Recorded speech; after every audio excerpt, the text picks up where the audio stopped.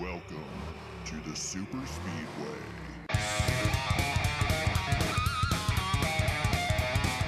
Can you tell me if I totally screwed that up or... No, you didn't do anything wrong. It's just stupidity.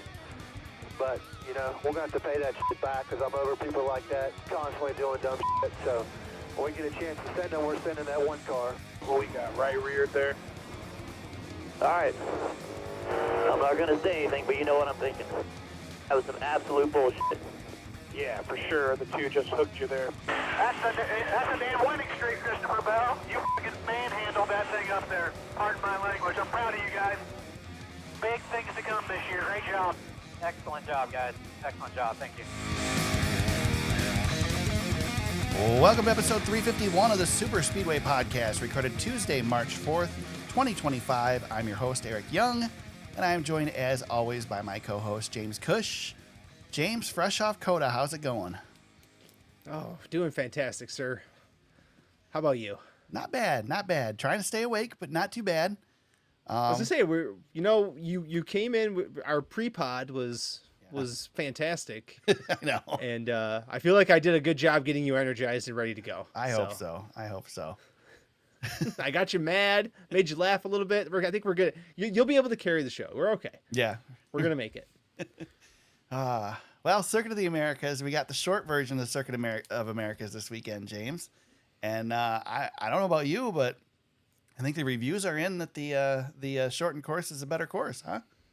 Yeah, I think we had a decent feeling going into this race that this was going to be a better race. I don't think anybody thought it was going to be that good. That was my favorite race of the season so far, honestly. We're going to argue about that, but that's okay. We'll save it. We can save it if you want to. Well, we'll get there. We'll get there.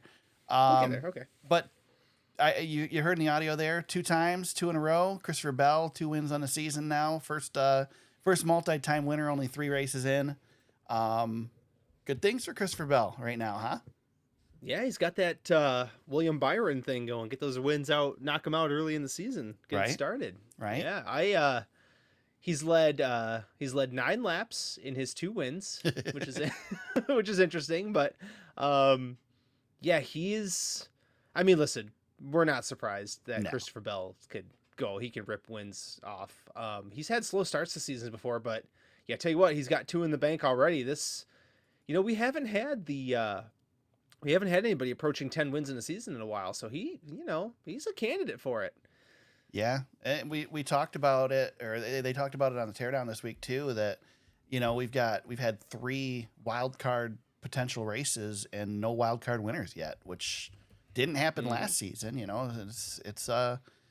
It's looking like maybe we won't get as many wild cards this year as we did previously. Well, it could definitely make the points at the back end of the playoffs very interesting, especially when you've got like during the race on Sunday, you had some strategy being played out and some guys were trying to take stage points, like Bubba Wallace, for example. Great move by Bubba Wallace, by the way, who they had a great qualifying effort. They qualified second at a track they're historically terrible at, and took some lessons from his teammate, maybe. Yeah, and just things didn't work out in the stage, so okay, let's take the stage points. And yep, way to go, man. Sort of a stop and go, but then you make a day out of it. And Joey Logano, same thing, was able to steal some stage points, and that's part of it. But yeah, it was. I mean, I'm looking at the schedule really quick, and I mean, we're going to Phoenix, Vegas, Homestead, Martinsville, Darlington, and Bristol, and I'm like, okay, could Christopher Bell win like 9 races at the start of the season? He could. Those are all really good tracks for Christopher Bell. He could. I mean, I guess you made the point though earlier, and again, these are wild card-esque races, so they don't tell us everything, but it's not like Bell has dominated these races either. He's just been in the right spot at the right time. It's almost the reverse of last year where he would dominate races. Bell, he'd dominate races and then lose at the end. This year he's not dominating, but he's getting the wins. So, I mean, everything comes around, right? You keep putting yourself in position. Eventually, things will turn your way. Another driver that we'll talk about probably, if he keeps putting himself in the 8 car, he keeps putting himself in the right position, it'll pay off. That's a great segue, because that's what I was going to say. We almost did get if you can call Kyle Busch a wild card winner, I guess you would have to. He wasn't one of them in the playoffs last year, but we almost got that. If without Austin Dillon, his teammate, getting stuck, we might have seen Kyle Busch victory in this thing. Oh man, he had such a great day. Yeah, and they've been right there all season long so far. Looking really good. You could see it early on, and I was so glad you were watching the race live, because I could kind of throw some ideas out there and get your opinion. But I think we saw early on in the race, Kyle Busch was kind of giving SVG quite a fit. Yeah. Oh yeah. And I'm like, man, that 8 car, he's going to be there. And sure enough, like the race kind of played out and he stretched it out a little bit and was leading a bunch of laps. And sure enough, there he was. But again, the costly caution with Hamlin and Dillon just kind of bit him, and his tires just weren't able to hang on. But how great was that too, with the tire wear actually making a difference, which was good. Yeah, it was awesome. Yeah, and I mean, look fantastic. At that. What was it? 2 laps, 3 laps was the difference in the tires, and made a big enough difference to essentially change the winner. Hard. Yeah, exactly. And he was running hard, playing defense. I mean, I want to talk about this really quick too, kind of towards the top of the show, but that 4-car battle between Bell, Byron, Reddick, and Busch was just, I mean, that I was standing up off the couch. I'm like, this is just fun. This is the best. Like, I was like, I could not drink enough Kool-Aid of that. Like, those 4 guys, and I tweeted this out, but I feel like when you think about like wheelmen and talent in NASCAR, like raw talent, like the guys you're just like, man, they have it. Like, minus Kyle Larson, those 4 dudes are like the who's who of wheelmen in the sport, and they were just throwing bombs at each other, and it was such clean, good back and forth racing. That's the thing. It was great. Those guys were so good, and you could just, I mean, phenomenal those last 10 laps. You say throwing bombs at each other, but I mean, you put anybody other than William Byron behind Christopher Bell going in those last 2 turns, and Bell's getting spun. Oh yeah, even Kevin Byron Harvick said on the broadcast. Yeah, Byron didn't even make an attempt. Like, he was gonna pass him clean no matter what. And when he got off that turn and he couldn't get to him, couldn't get side by side with him, couldn't get to his bumper, because he could have gotten to his bumper. He conceded. It was over. And it's, I mean, you can take that as refreshing. You can take that as disappointing. I mean, I like chaos, so I wouldn't have minded seeing him come barrel in there. Yeah. But at the same time, it's nice and refreshing to see a straight up victory and somebody not being a butthead. Although Kyle says he was being a butthead to Bell, trying to keep him behind him. Well, he was driving hard. He was driving hard. But yeah, it was not to sound like highfalutin, but that was just pure racing. Like, those guys there was no gimmick. There was no, over driving or maliciousness involved. It was just purely like, these guys you're going to get my best effort, and I'm going to try to take this thing from you. And you had Reddick there, you had Kyle, and of course, Bell and Byron were obviously the 2 guys that were there. And man, I really thought Byron could get him, but once Bell got that clean air, it was just enough to keep him fresh. But yeah, you're totally right, Eric. It was, they were throwing haymakers without, hitting each other. Yeah. But it was like everybody was getting their best shot. It wasn't the COTA where they're running into each other and slamming into each other coming off the last turn like we've seen before. Yeah. But it was the clean version of that. And I think that's, to kind of full circle that a little bit, I think it goes back to this road course. You and I have talked about this a whole bunch of times over the years, though, Eric. But NASCAR is at its best on a road course when you've got to make it into a short track a little bit. And this definitely played a little bit more like a short track. Drivers were forced to be in the same vicinity as each other for pretty much the entirety of the race. Yeah. Even though the leaders could kind of get away from each other, but there was passing. I mean, you saw Chase Elliott flying through the field towards the, in the last stage, and comers and goers. And it just felt a little old school. Like, man, we've really got ourselves a throwback a little bit here, but this is a great short track. Your elbows are out. There's aggressiveness, but for the most part, the skill of the drivers, they kept it clean and they just put on one heck of a show almost all day. I mean, I thought it was top-notch racing all day. Yeah, you know what I really like too is, first of all, I thought we took the part of the track that we took out, I didn't miss. Like I didn't. No, there no. was nothing about any of that I was like, oh man, we don't have that moment that we used to have. But one of the things I like too is that, what is it, 6A or 6B or whatever, 6A, coming back entrance onto the straightaway. So when you return back to the track, there's that grass on the outside. Well, you didn't have that at all at COTA before because all the runoffs are paved. So now you have a runoff that wasn't there before until this weekend. So there's grass there, and that allowed cars to get out there. And I mean, Kyle Busch went all 4 tires off in that grass. It made it more interesting. It forced cars to have to stay on the track. I hate how far off the track they go there, but I don't want them to call track limits because they're running wide in the turns. I just want there to be some deterrent to keep them from doing it, and that grass works great. Well, and I remember you talking about that a long time ago, where I think we had to talk about track limits, and I remember you saying this, like, if you don't want people to drive there, put a wall there or put grass there. Yeah. Well, NASCAR tried that this weekend. They had 800-pound or 400-pound barriers in the inside of the S's, and the drivers all said, "Nah, let's not do that." Yeah. So we went back to track limits. NASCAR said, "Okay, we're not going to police the corner." Then. Right. Yeah. The one corner everybody's cutting, we're just going to let them do it and not tell anybody. I will say I was going to ask you about that because it sounded like there was confusion on that. Well, I guess what we call it turn 6, right? Well, because NASCAR said that they were going to enforce track limits in the S's, but they didn't say what the turn numbers were. And that's been part of the S's all along. So everybody assumed, except SVG apparently, because he was cutting it from the beginning. Well, and TJ Majors said there was no communication on that. I heard TJ tell Dale Jr. this. I was listening to that podcast a little bit. And TJ said, yeah, there was no communication about that corner. And he said, all of a sudden guys started figuring it out and word spread like wildfire. Well, I messaged you a couple times and I was tweeting about it too, that they need to penalize SVGs cutting it by a ton. Like, he was cutting it pretty hard. I think next year I would put something in there, but I mean, I don't know. It seemed to work out just fine. Yeah. I guess unless you're taking a straight line through the corner.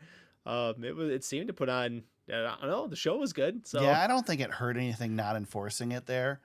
I kind of think that the way they did it, the part that you're going to cut the most was the part they weren't enforcing, and so we got a couple penalties. Which, by the way, the way you had to serve the penalty was so much better than doing a drive-through. Yeah, it was. That was so good. They really figured it out. Honestly, I would change it even more. I would say you don't even need to stop. Just you have to run that lane.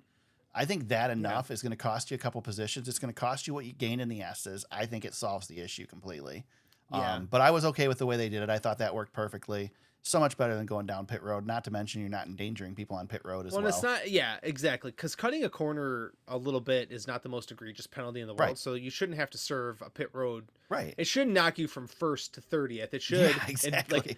In Bubba Wallace's case, it should knock you from 2nd to 8th or 9th, right? I mean, I think that's fair. Yep, perfect. So, yeah, they did it. I wouldn't change too much about it. But, yeah, I think you're probably onto something, too. I would just make them maybe you don't have to stop, but you have to roll through that entire section, and then you're good to go. So, yeah, as long as you're not full throttling it through there. Again, I'm trying to, what we're doing with like these last 2 comments is we're just picking nits on a pretty much flawless day. Yeah, I would argue... I disagree with you in, first of all, you put out the dumbest tweet I've ever seen in my life by saying that this race was better than Atlanta. I stand by that. You're freaking insane. I loved this. I can't speak. That's the dumbest thing I've ever seen tweeted. And I follow a lot of stuff on Twitter, James. Did you see Jeff Gluck's poll? Yeah, no, I'll leave it out. I'll just leave it wasn't a there. bad race. It was a great race. I thought first stage and last stage were good. I thought the middle stage, it was kind of dull, but I did put that tweet out in the middle stage too. Yeah, I don't need to have Atlanta every week, but I think there's a place for both of them, which I think I tweeted back to you. But yeah, of course, yes. Yeah. And you said the key word that I think that's what came over me as I was watching this race, refreshing. Yeah, there was no like cautions on top of cautions. No, like I hate to use the word gimmick because I think it's overused when talking about NASCAR, but there was nothing gimmicky about this race. Other than even the first turn, other than the damn stages, but well, even the first turn chaos, like we only had dipshit. Damn it! Now I'm gonna have to go and bleep that. But we only had Chastain make the move at the beginning, and that was it. Like we had multiple restarts, and nobody did anything stupid after that. So we even eliminated that at COTA, which is unusual. Has my nickname for him ever crept out on the podcast I before? don't know that if it you has. just broke It that might news. Have. It might have. I might have to clean that up. I'm still laughing about that. I can't believe you made me do it. See, I'm tired. I didn't even do it. No, you made me do it. You brought it's it all up. Your fault. It's all your fault. You brought it up. But yeah, It is a great nickname for him, though. It's a good nickname. It's the best. And I say it with endearment because I do like Ross Chastain. Well, since we're talking about it, let's do it. Yeah, let's talk about it. I mean, he made a racing mistake, which he's tended to do. Yeah. Was it ironic that he was almost dive bombing the guy he yelled at last week? Yeah, he was dive bombing the field. Yeah. Where was he going?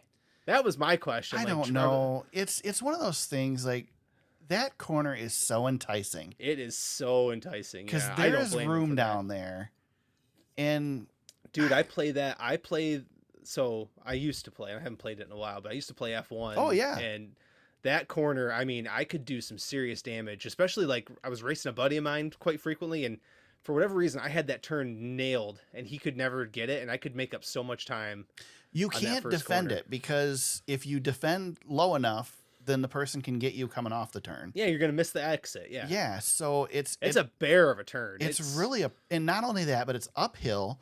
It might it's be the hard most to tricky. judge where the braking points are. It's a great turn. Yeah, it might be one of the most tricky corners in all of motorsports. I saw somebody put on Reddit today. They had a graphic of how they would redesign that turn, and I'm like, are you freaking kidding me? No, that's not a turn that needs to be. That turn is excellent. If Formula One can handle that turn, anybody should be able to handle that turn because it's a lot less damage for us to wreck in that turn than it is for Formula One.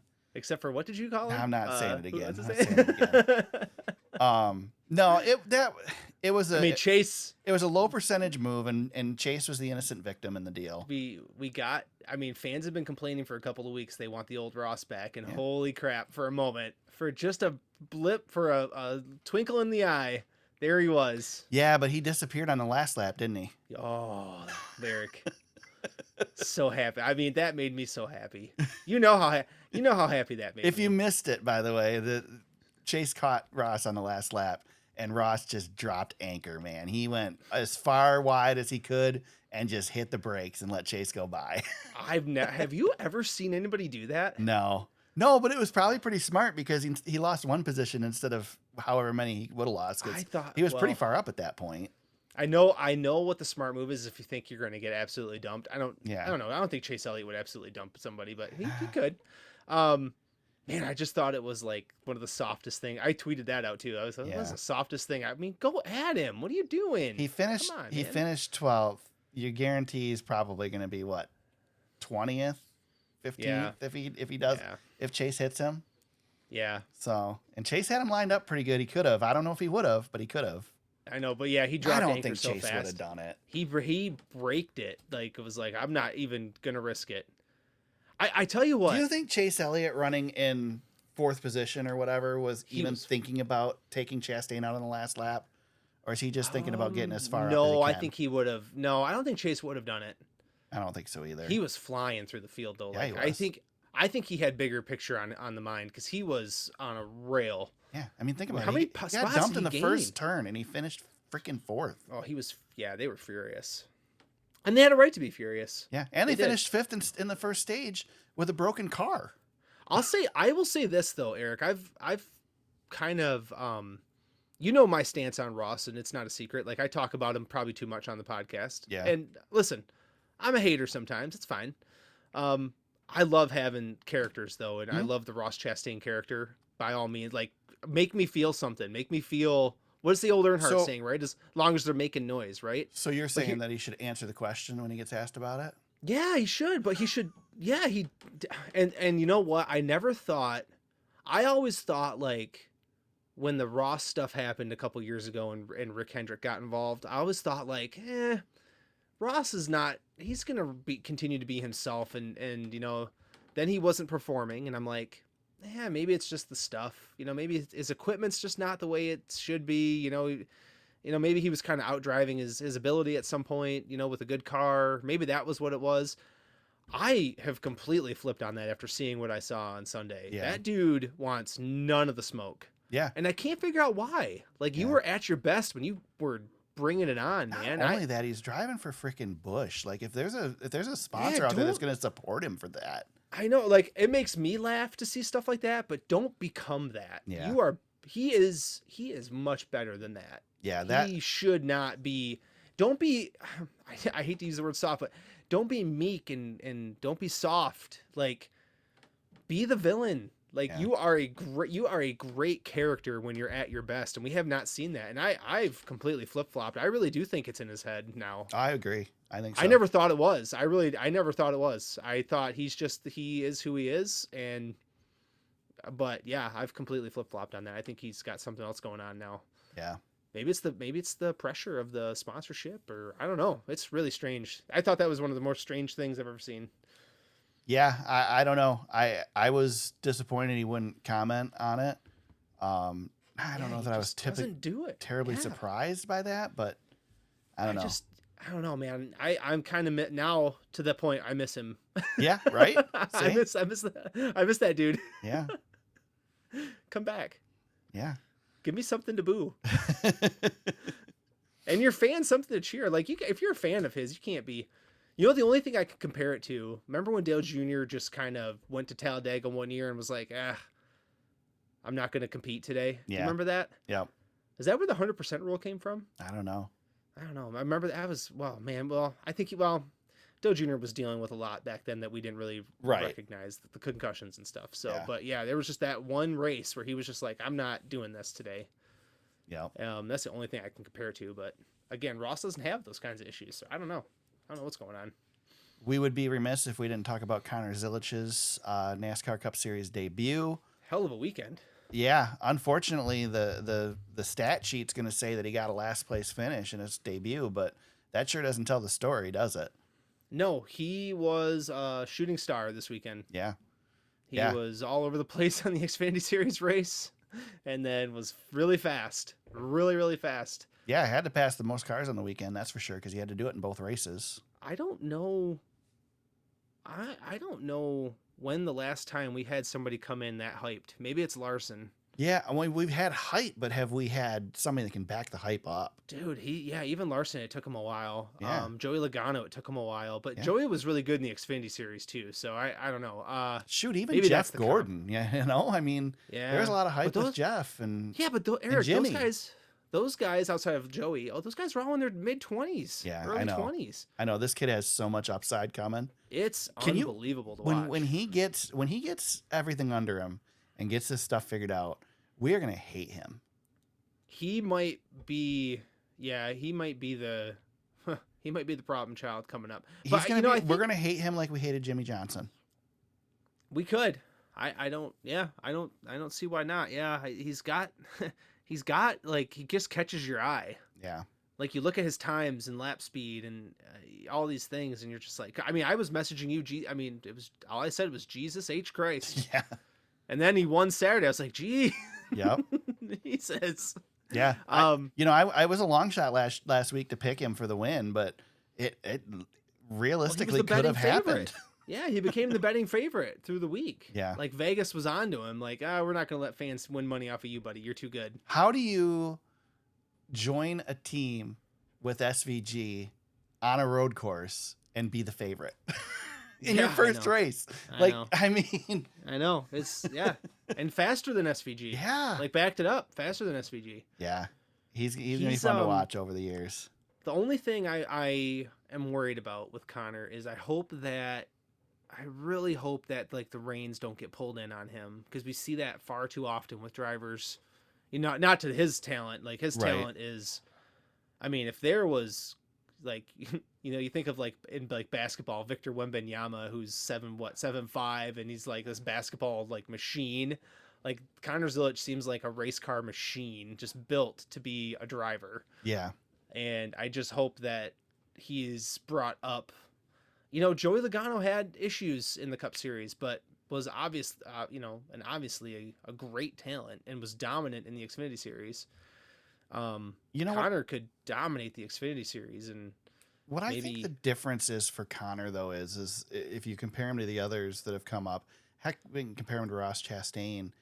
I think the maturity that he has for his age, he's got it. Yeah, I think that will keep teams from trying to rein him in, because you can see when he makes a mistake that he learns from it and knows what he did and isn't going to do it the next time. So yeah, he's a bit hard on himself too. I'll add, he is, but he knows right from wrong, right, which is hard to translate in racing terms. Like, most drivers don't give a dang.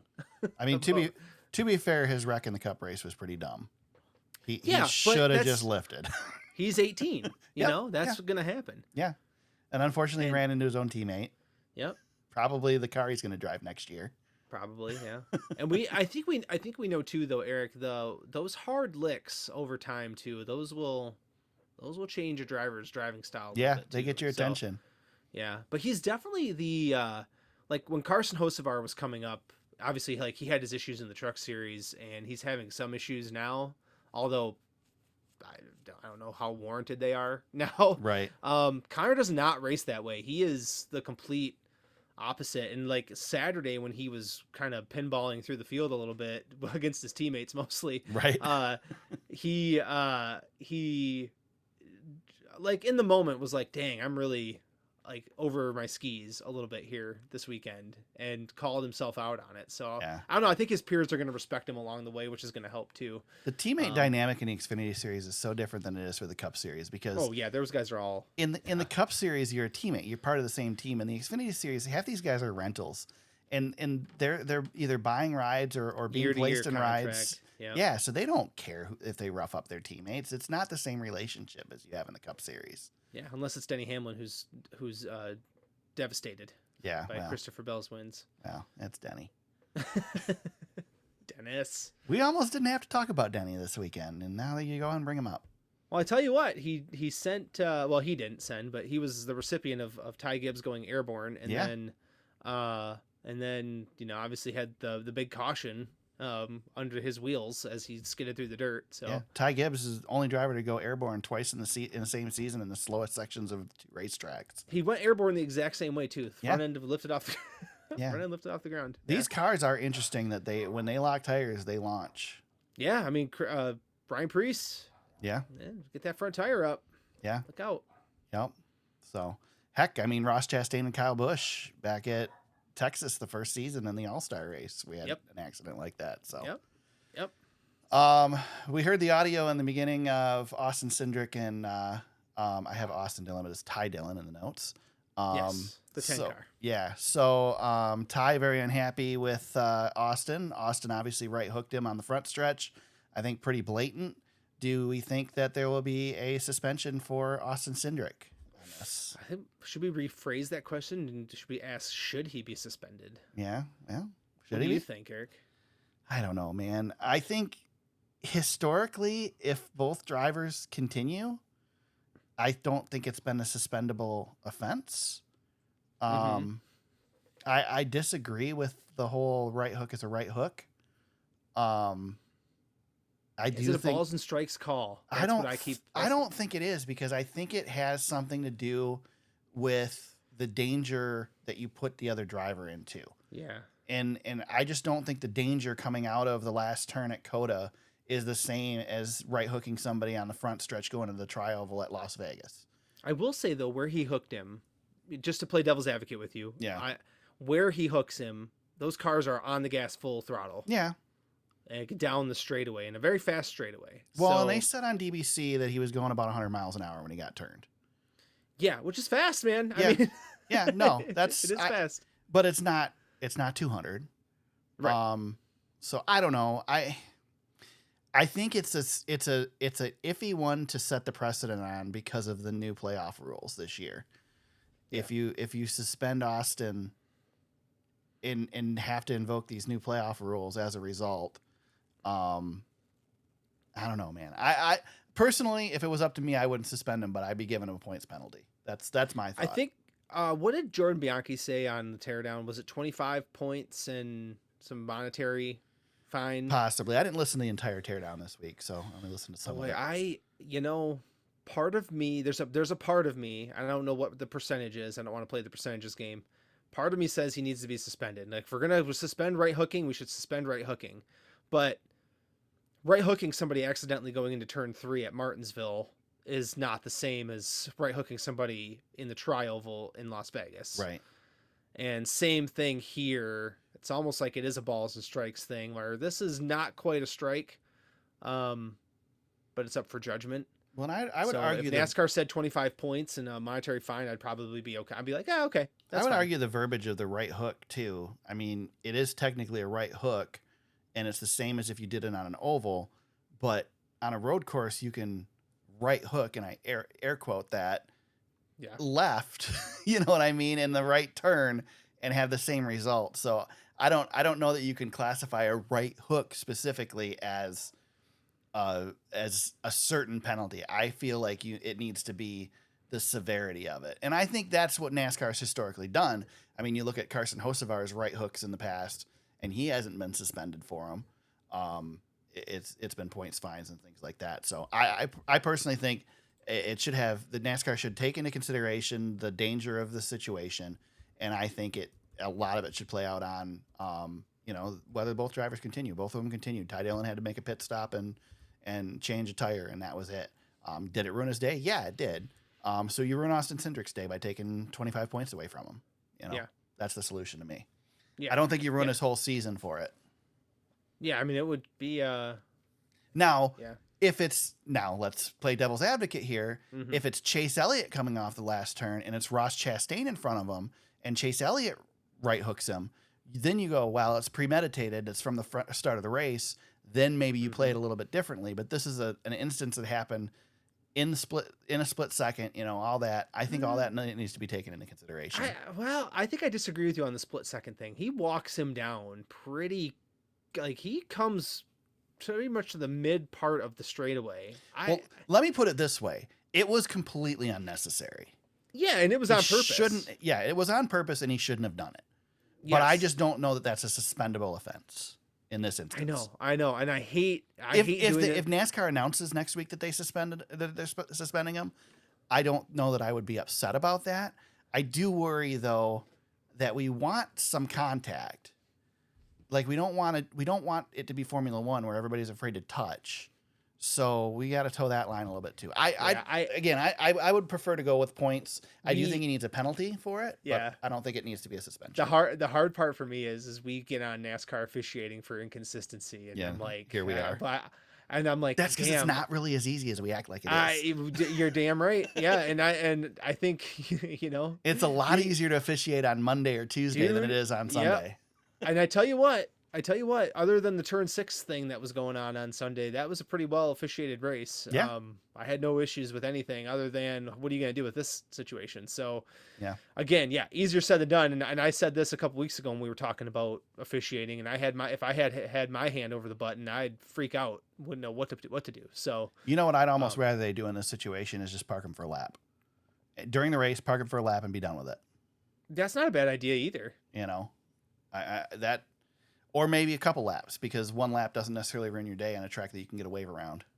What's what was the Days of Thunder line? You're going to have what did they call it? Did they say it was a Japanese inspection or something? Or they said Big Bill France? I don't remember the Big Bill France in the movie. He said, I'm going to tear both your cars down. If you can rebuild them, maybe I'll let you in the race. Yeah, that's right. Yeah, I think that's that was an actual Bill France line, I believe, too. Yeah, I think he said that to Earnhardt and Tim Richmond. Yeah. Yeah. No, it was Earnhardt and Jeff Bodine. Oh, that's right. Yeah. Sorry. Yes. Jeff Bodine. Yes. Yep. Yeah. Those were the two who were having the, yes. Oh my God. Yeah. Yes. So, yep. Anything else obviously we can talk about finishes. We got, Bell obviously with 2 wins in a row now. Byron gets himself a second place finish. Reddick. 2 winners. Yeah. 2 winners, 1 and 2. Yeah. Reddick backs up his pole with a 3rd place. We mentioned Chase Elliott sneaks up there. Shane Van Gisbergen still gets a 6th place finish out of the day. Yeah, he was a comer and goer, but he was fast. He's gonna be tough. Chris Buescher, we talked about him last week. Yeah, he's the best average finish on road courses. Mr. Consistency on the road course. I took him out of my fantasy lineup like an idiot. Yeah, I didn't put him in because I was stupid too. So I had him for Larson and I took him out like a fool.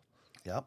Shameful. I almost put Todd Gilliland in too, and I'm like, no, I'm not gonna throw him in there. I'm gonna keep these other guys, and should have taken him. Yeah, McDowell was another one I thought about because he's always been good. He led laps too. Yeah. Noah Gragson, Yeah. strong. That was a great day for him. Alex Bowman was like battling a whole bunch of crap. That was good. That was a really hard-earned top 10 finishes. Yeah, for sure. Yep. Yeah. Brad Keselowski. We should talk about that. Yeah. Just touch on it. His cooling suit failed. Yeah. So basically, my understanding of it is that becomes boiling water in your body, on your body. Yeah. Dude, holy crap.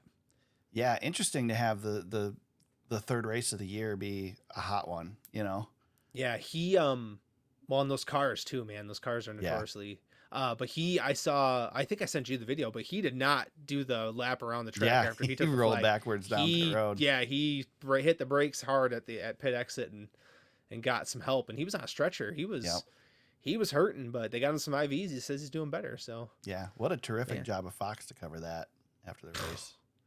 Dude, when that they couldn't have gotten out of the freaking broadcast faster. Like they were just like you could like the sigh. Yes, you could feel it like in your bones. When that race battle went behind the grandstands, there's an audible sigh, and then the microphones go silent for like 5 seconds. I won't make you bleep this. I'll edit myself. But when that happened, I had my kids in the living room with me, and I let out a holy S. Like, what are you guys doing? This is so good. Behind the grandstands. Yeah. Jeez. Oh my God. They need to fire the entire production truck. Start over. There is a clip from a couple years ago with Clint in the booth, and he's talking about something on the broadcast. Oh, I think I saw this. And he references it, and they immediately switch the camera angle, and you hear him throw his pen because he's so mad that they.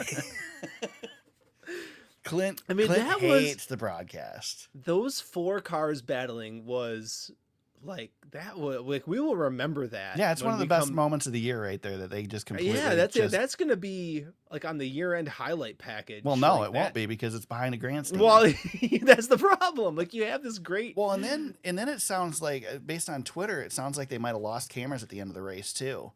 So they had very few high camera angles. How could you tell? Like, how can you even tell? Exactly. They don't even have to tell us that. We don't even expect it. Right. So. Right.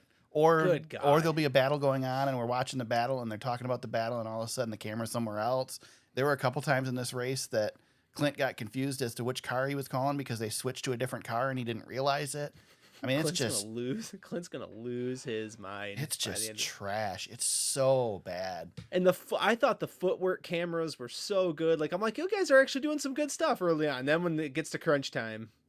Yeah, but those footwork cameras suck when you're watching the Max cameras because they're stuck on their feet and you want to just see out the front of the car. I wish that the Max cameras would just use. I don't know if when there's an onboard camera for the network, if they even have the camera in the front of the car like they have on all the other ones. Yeah. But if they do, I wish they would just give us that feed and not show us the TV feed because you're stuck on the TV feed. And when they've got 6 cameras in the car, whatever camera they choose to show you is the one you're stuck watching. So half the time you're looking out the rear bumper. I mean, the whole end of the race out of Christopher Bell's car, you're looking out the rear bumper of the car. It's annoying. So yeah. But those onboard cameras, man, I didn't even watch them for this race. I just clicked through them today looking for audio, and they're so freaking awesome to have. And I know it's more expensive now, and everybody's whining, but just you pay for ad free anyway. Like, come on. Yeah. You're getting streaming. You're doing it for no ads, so pay for the ad free tier. Jesus. I have the ad version of Max. I don't care. It's fine. Yeah. Well, yeah, but I think with the ad version, I think you lose the cameras now soon. I think the cameras are only on the saw that. I tier. didn't get the notification on that, but I've been able to watch it, so I'm going to see how long it goes. I haven't been using it as much, but that's a lifestyle thing. Like I can't pull up 7 screens when the kids are running around. I'm going to expense it because to me, it's for this podcast, it's excellent. So. Oh, yeah. Yeah, you can put a claim in on that. Yeah. There you go. Why not? Anything else with COTA for the Cup Series? Oh, I'm so glad it's back. Yeah, That it's was funny great. because I, going into this weekend, was like, this is the last year on the contract with COTA. We can just kill it. But now I'm actually thinking we need to come back next year. Yeah, don't get rid of it. Keep it on the schedule. You Yep. guys figured it out. Yep. Don't change a damn thing. Yep. That was only Christopher Bell's 11th victory, believe it or not, in 183 Cup Series races. Shane Van Gisbergen, highest finishing rookie in 6th place. William Byron, your points leader, 2 points over Ryan Blaney right now for the Cup Series. There you go. There you go. Xfinity Series, I don't know if there's anything to talk about because we kind of already talked about We it. did touch on it, didn't we? Connor Zilisch dominates. Doesn't dominate. He dominates the story, but doesn't dominate the race. Actually, didn't get stage points in either of the first 2 stages, but leads 26 laps to get the win. Yeah, Harrison Burton won a stage, but had issues late in the race and crapped out. So I don't know that I realize that where pit in is, the teams can't see it, but he was a second early. Like, if you think you're that close, why pit? I mean, I guess it didn't hurt him in the long run. It did because it cost him points because he would have had stage points. Yeah. But why pit? Why not just he had a lead, be safe, roll through. Nobody's pitting behind you. It's not going to change your advantage. Right. I would just roll through and take that penalty versus getting sent to the back. I think that was a poor decision, and that's not on Connor. That's on the team. They should just waved him through. Yeah. Oh yeah. So. Yeah, there was an issue for a couple teams. I saw in the Cup race too. There was some guys struggling. Yeah. That whole situation. Who missed it? Somebody in the Cup race missed it, and then had to do it. I remember, but I don't remember who it was. Yeah, I can't remember off the top of my head who it was. But anyway, Carson Hocevar got paid back for the weekend before, got dumped. yeah, he was really excited about being in this race and made it 3 laps. Yeah. So. Anything else? I mean, there's really not a whole lot to talk about here. It's pretty much Connor Zilisch show, right? Yeah, William Byron tried. Yeah. But no, other than that. I mean, honestly, I didn't realize anybody was in this race other than Connor Zilisch. It's Connor, Byron. Ross was in it. Yeah. Ross he led some laps, just a couple, but no, I think we talked about quite. I mean, you said it. It was the Connor Zilisch show all day. Wasn't Sheldon Creed running into people in this one too? Like? Yes. There's some pictures of him going around with a goofy look on his face, and yeah. I don't know. I'm losing faith in Sheldon. That's your boy. Yeah. I'm really losing faith in him. Don't give up on him yet. I know I've been high on him, but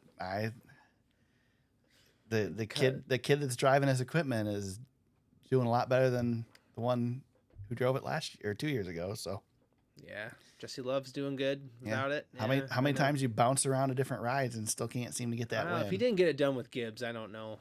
I mean, he's driven pretty good equipment. Now I don't know how good those Haas factory cars are at this point. So yeah, I don't know. Well, Sam Mayer's doing fine with it, so I don't know. Right? Yeah. Connor Zilisch gets his 2nd victory in 7 NASCAR Xfinity Series races. He is the second youngest multi-time winner in series history. Chase Elliott is number 1 at 18 years, 4 months, and 14 days. Connor Zilisch is 18 years, 7 months, and 7 days. So, Chase Elliott, a little bit bigger deal than Connor Zilisch, apparently. Oh, apparently. Well, he turned out okay. He's okay. The highest finishing rookie in this race was Connor Zilisch in first. Zilisch, yep. Austin Hill's your points leader, 13 points over Jesse Love. I know, I didn't pull up the audio. It's all good. Yeah. You have enough editing to do later. Right. Let's talk some news. There's not a whole lot, James. We're about done with this thing already. Let's go, buddy. Katherine Legge making her first Cup Series start this weekend. Do we care about? I mean, it's not. I'll Is it be a paying big attention. deal? She's in a really bad car. Yeah. So. Live Fast Motorsports, by the way. Yeah. It's at Phoenix. I mean, she'll be there. I'm all in favor of. First of all, Katherine Legge is a legend. She deserves to run what she wants to run. She's not a slouch. Yeah. No. But she's not going to make any waves this weekend. Nope, she's run some IndyCar, obviously, Indy 500s, and she's run some ARCA. So, run some Xfinity Series. Have fun. Cool. She'll get That's fine. some attention for it. We've had worse people in the Yeah. Cup Series. Yeah. Oh, that's fine. Elio Castroneves. I Just don't kidding. know if that counts, but okay. No, she is not a slouch of a No. driver. I mean, she won't probably make any waves, but that shouldn't matter. She should be out there. She has the opportunity to do this. She should definitely do it. And I saw people, I'll bring it up. Hell with it. People bring up Mike Wallace, and give me a break, Yeah. please. Mike Wallace. Catherine has actually been driving actively for the last Not few only years. that, but they didn't Give me a say break. Mike Wallace can't race at Phoenix. They said he can't race at Daytona. Yeah, he can get in this car anytime he wants now. Yeah, he could Just run not at at Phoenix. Daytona. They would let him race at Phoenix. Jeez, man. God, it's not the same thing. It drives me crazy. Yeah. God, people drive me crazy online. I was on the Mike Wallace bandwagon mostly just to irritate you. And Well, we even do I'm that. like We, no. we do that from time to time. Yeah, exactly. It paid off today on the podcast when you said what you said. So Yeah, well. It didn't happen. I edited it out. already? I don't know. We'll see. I don't You know. gotta put it at the end though, right? I don't know. Maybe. We'll see. That's so good. People are going to wonder what My the heck we're favorite talking audio about. clip you've ever done. Ah, God. Can't believe I did that. Still I bothering feel like an amateur now because I did me. that. It's so funny. That's I muted myself so I could laugh. So what I get. That's what I get for podcasting tired. yeah, I know something's gonna happen. Something bad's gonna happen. Good thing that's going to happen, James. The Clash is expected to return to Bowman Gray. Yeah, I'm happy about that. I feel like we already talked about this. Did we talk about this already?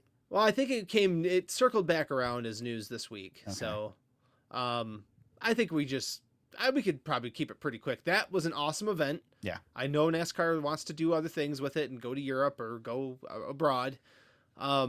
Keep it here for a little while. Yep. That was really fun. Yep. Don't change it. That's my thoughts on it. Good call.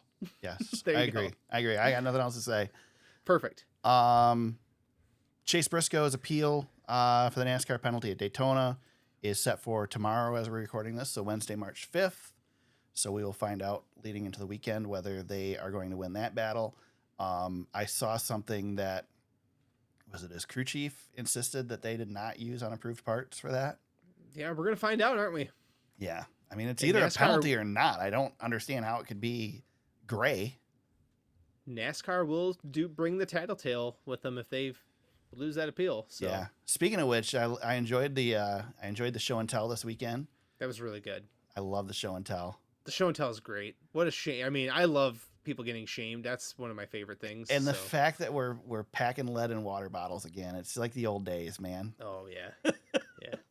And Jeff Gluck said he was picking up the cables and they were extremely heavy. I'm like, yeah, I mean, those guys are pretty smart. That's they figure incredible. out they figure out ways to. The add funny weight. thing is for all the people that get caught, think of the stuff that gets through. Oh, every week, Because it gets through. Because if it didn't get through, they wouldn't be doing it. right? So, can you imagine? Yeah. Can you imagine the stuff that is on the Hendrick cars or the If it Joe happens Gibbs at cars? the championship someday, if it happens, it's gonna be a. Whew. But can you imagine the stuff that's on the top teams? Oh man, there's got to be. Oh, there has to be. Has to Yeah. be. Show They're and tell's all fun. cheating. They're all cheating. I know. I'd still love show and tell. Show and tell's great. Yeah, there you go. Shame and tell. Yeah, right. That's all we got for news right now. I'm looking Yeah, at the. I'm looking on the Twitters right now. I ain't got nothing. Yeah. So There we go. That is it. I mean, we could always talk about sponsorships. There's plenty of that crap. Oh, So and so sponsor and so. That used to be news, but anymore it's every week. Austin so Cindric's running a Dale Earnhardt throwback. that's cool. That's a nice one. Yeah, and it's actually the number and the paint scheme, the number 2. So Number 2 car. Nice. just make sure they put the number in the right place next time. It'll be fine. Yeah, that looks terrible with the number where it is. God. Good. Keep winning you over slowly. Yeah. Well, I don't disagree with you. Especially so the throwback race, they should just put the numbers where they were. Yeah, that's darn right. I Yeah. don't have a problem with the current number placement. I just think with the throwback, it's silly to put them in the wrong spot. I know. So, but anyway, I think that there's plenty of teams that have used the space well, and I'll call out Dale Jr.'s team with the Daytona 500 car because that car looked good. They used the space properly, And you would Yes. expect that they would because it's junior. Yes. So. All right, James, any checkered flags this week? Oh man. Shoot. I had a couple good ones. I want to see if I can pick one of my favorites. Well, I guess my biggest checkered flag is just the track. Like, Yeah. good job, NASCAR. Like, you guys figured it out, man. NASCAR, SMI, whoever is responsible for it. Yeah, Man. that was kind of where I was going to go too. I don't really have anybody specifically to call out, but I think they did a great job with it. Yep. Capitalizing on, again, they changed my mind. They made made me a believer in this track when I wasn't previously. When you take time to do something right, and I mean, I am open to NASCAR trying new things here and there and taking the time to figure it out.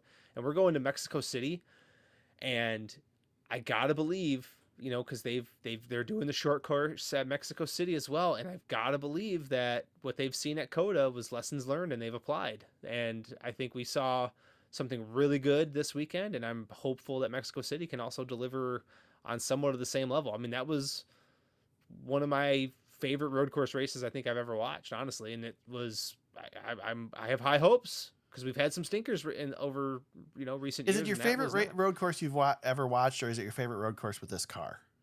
Yeah, this car, I should say specifically, because we had some really good road course racing before. Yeah, and I'll agree with you on that. Although Watkins Glen last year was good too. Watkins Glen last year was phenomenal. Yeah, our last couple, right? Well, if you don't count the Roval, but yeah, NASCAR's done let's give NASCAR and Goodyear some credit too for working on this and finessing it. Another checkered flag there. That was gonna good. Yeah. So many people were losing their minds about this car because it wasn't good on these other tracks. Like NASCAR wasn't going to try and fix it. Like we've improved short track racing a ton.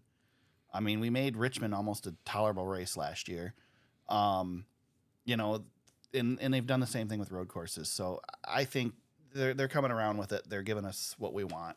It just takes time to make changes, especially when you have the things in place that NASCAR has in place. They can't just when you're the sole provider of the stuff, you can't just say, well, you're spending a crap ton of money next week because we're changing this. You have to do it slowly. So when people remember, people remember the high points of the Gen 5 car Right. and the Gen 6 car, and it's like, yeah, but you forget what the car of tomorrow really was at the start, and you forget, what the Gen 6 car was at the start. I will still argue that the car of tomorrow was never great.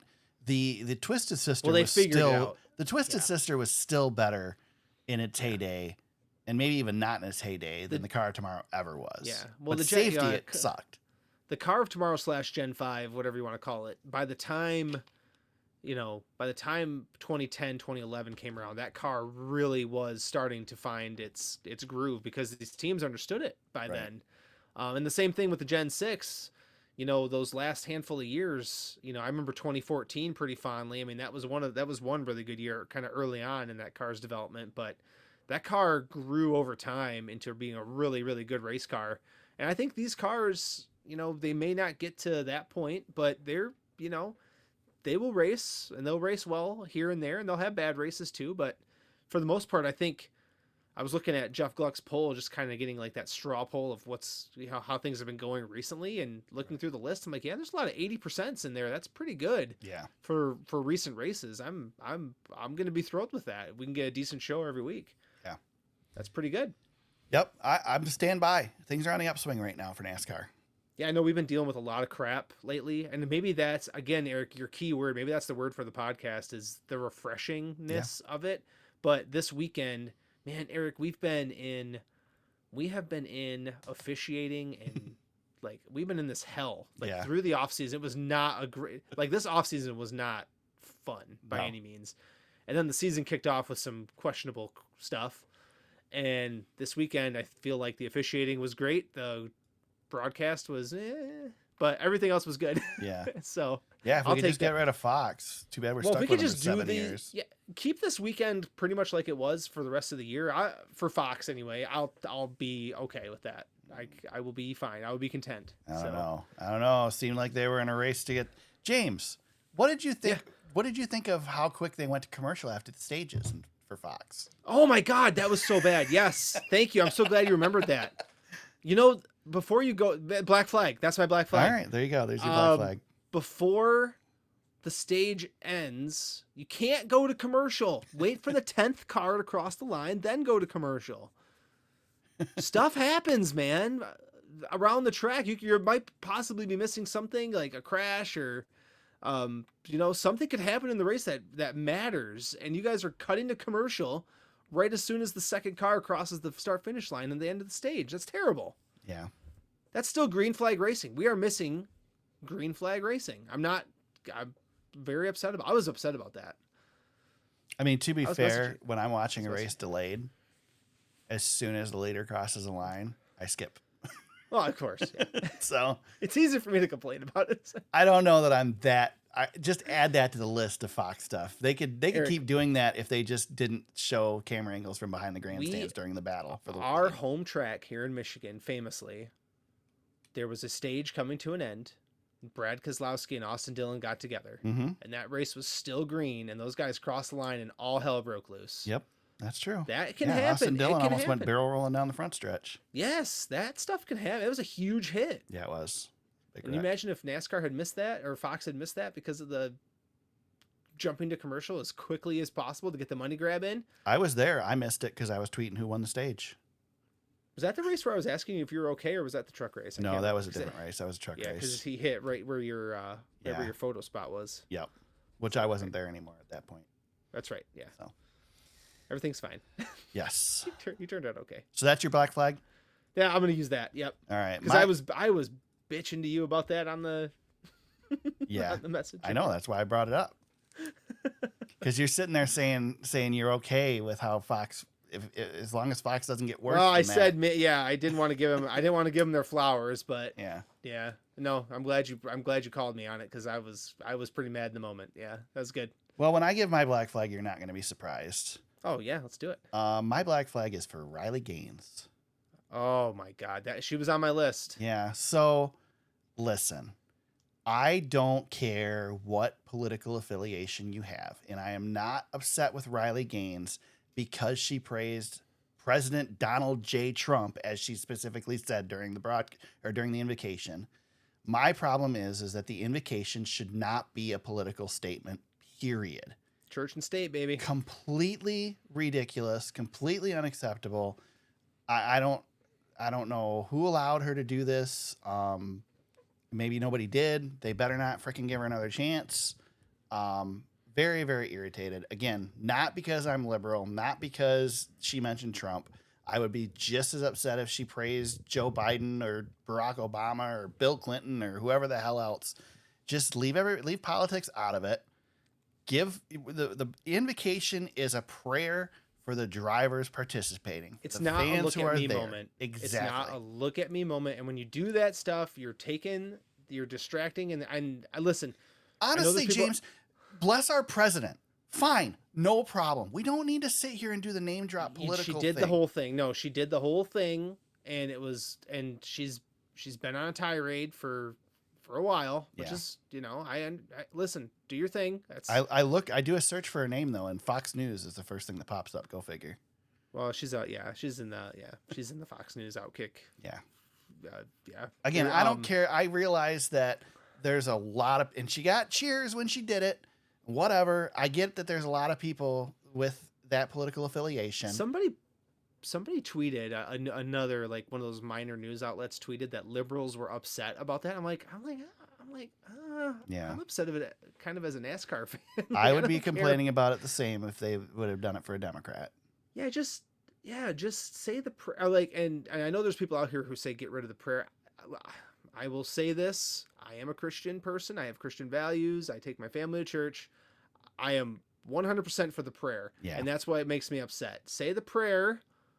Pray to God. Pray to whomever. Pray for the drivers. That's the thing too. Is like even the prayer is a non-denominational prayer. Donald Trump is not Jesus Christ, right? And that's the problem I have with the whole thing. Like, keep him out of it. Like, go on your social media and do whatever you want. Like, you have your following. Do whatever you want. Don't bring it here. Yeah. No, so, that really, and the thing that irritated me the most is I literally turned the broadcast on and that was what was on. Like it. Yeah. I went right into it and it's like, oh, here we go. Like, yeah. I mean, we already, and listen, if you guys listened to the podcast a couple weeks ago, I said that the only thing that annoyed me about the Daytona 500 was the pomp and circumstance for the second time doing it. And the fact that we're holding up due to rain. I did it. Still doing thought 2 laps. Yeah, the political thing, whatever, is cool. No matter who the president is, I said it specifically on this podcast. So don't come at me with grief because it's Trump, and that's why I'm saying this. It is not. So there you go. I agree with you. I don't care who the president is. That the prayer is not the prayer is not for. It's not to. I don't know. If we can't make a political statement on the race car, why are we doing it in the invocation? You know what I mean? Well, you know what? I guess we have done political statements on race cars. No. Yeah, but didn't they stop it? Maybe we are wrong. Didn't they stop it though? I thought they backed off. Maybe they did. It. Well, you know what? 2020, it was a big deal. Yeah. But it wasn't last year. So yeah, I think they backed off of it. I remember Joe Nemechek running the Trump car. It stood out. I remember that. Yeah, I think there's a rule around it. I can't remember what the rule is. It could be now. There's specific. They can do it, but there's specific restrictions or something. Anyway, I don't know. Yeah. Have your affiliations, man. Do whatever you want outside of the prayer. Yeah. Pray, dude. Here's the thing that I thought of immediately. You can wear whatever kind of hat, ball cap you want. Wear a Trump shirt. You can wear a MAGA hat. Yep. But what do you do when you pray? Yeah, you take the hat off and you pray, and you do the same thing when you honor the flag during the national anthem. You take your hat off and you pray. Even that, like same I said, thing should be same rules apply for how you do it. Do the invocation in a Trump shirt. I don't care. Just leave them out of the prayer. Yep. So there you go. There you go. Good one. I'll have people coming at me. Whatever. Phoenix Raceway this weekend, James. We get to preview the NASCAR Championship on the fourth race of the season. The Shriners Children's 500 for the Cup Series. The Govx, is that how you say it? What the hell is? I don't even know what the heck this is. I'm gonna say Govx. Govx 200 for the Xfinity Series. Truck Series is off this weekend. It's not Govx, is it? I don't have any idea. I've never. Let me. That would be 2 O's, right? What is it? What is a Govx? It is a company. It is a military and government discounts company. A surplus so it's probably joint? Govx. Well, that makes more sense. Yeah. Anyway, whatever. Cool. I have jokes about that, but I'm not going to do it now. We've already gone political enough. I'll support them. They're sponsored NASCAR, so good deal. I get to make the first pick this weekend, James, and I'm going to just make it really easy. And I'm going to go with the guy that runs really well here, and I'm going to take Ryan Blaney. Ryan Blaney, last 4 starts, average finish of 2.8, 4 top 5s, no wins. Yep. 2.8. And a championship, by the way. Yeah. Yeah. All right. You know what's funny is we talk all about how fast Penske is at Phoenix. Yeah. And I see, outside of Ryan Blaney, I see on my list here, Larson, Byron, Buescher, Reddick, Truex, Bubba, Bell, Chastain, Keselowski. There's not another Penske car to be found. Mm-hmm. So I wanted to go Penske, but I'm not gonna do that. But run well and finish well are 2 different things too. That's true. No, I'm going to. I took him last week, so I'm not going to take him this week. I'll take the next guy in line. I like what I saw from Tyler Reddick, and I want to see if he's got anything for these boys on Sunday. So I'll take Tyler Reddick. There you go. Option tire too, Eric. We should mention option tire. Yes, that's right. So we're gonna see if the soft tire does anything. You got any? How do you feel? Are you hopeful? Maybe. I think we'll be running whatever the option tire is at the championship race. You think it's gonna work? I think it's gonna be better than what they have. We're gonna see some strategy, that's for sure. But I recall Richmond. But again, we kind of harped on this a little bit ago. Give NASCAR a chance. Give them some time. Maybe what we learned at Richmond can apply here at Phoenix. The only argument I'll make is that there have been good races at Richmond before. Phoenix has not been good for a minute. Not with this car. I don't know that Phoenix has ever been good. There's been good Phoenix races. I don't know. There's been good Matt Phoenix Kenseth moments. won a good one. No, Matt Kenseth won a good one. Casey Kane won a good one. Harvick versus Edwards at the line. That was a good one. Been good Phoenix moments. I don't know. There's been good Phoenix races. I mean, Clint Bowyer and Jeff Gordon had a massive fight in the infield. Yeah, but that was a moment. That wasn't a race. Yeah, but you got to have, got to be close enough on the track to make contact too. So Alan Quickie won his first race here. This was the debut of the Polish victory lap. Yeah, Matt Kenseth's last win came here. There you go. Seems like not that long ago, but it was forever ago. I will say Phoenix is definitely on my list to go to just because of the fan experience. Everybody says the fan experience is great. Kind of want to try and there's still a possibility I might try and get there this year for the championship just to. Oh, I didn't know about that. I just think if you're gonna go, you might as well do the championship race before it's not there anymore, right? I mean, you got 1 year to do it. Get the full experience. Yeah, so 'cause it ain't coming back next year. And it's sure. Right around my birthday, so I could make it happen. So we'll see. Ask the missus. Ask the missus if you could do it. I've already kind of run it by her a while back, so we'll see. We'll see what happens. Oh, fantastic. So, Fantasy League, James. I don't want to talk about it, so you can. Oh crap. Well, Ranger tried to call his shot. That was fun. Yeah, right. He was pretty close too. Let me see. I got to pull up. Fantasy's giving me a hard time, so bear with me. Okay, there we go. No, buildsubmarines.com. What? Yeah, there was a pop-up of Ryan Priest's car that came in as I was clicking on the league button. Oh. So Build Submarines. I'm on the Build Submarines website. Nice looking website. All right. Oh my God. I've never researched into the sponsor. Do they build actual submarines or is it a sandwich company? Giants are built here. Oh, okay. This is your launch pad for starting a career in submarine manufacturing. Because whenever I see the Build Submarines car, it makes me hungry. So maybe it's just because I'm fat. I don't know. Subway, $5 submarines. Yeah, well, it's got to be better than Subway. Subway's not the greatest subs, but anyway. Oh God. Anyway, I always told my daughter it's every time I go into Subway because she loves Subway. I said my clothes always stink. Can we just go through the drive-thru?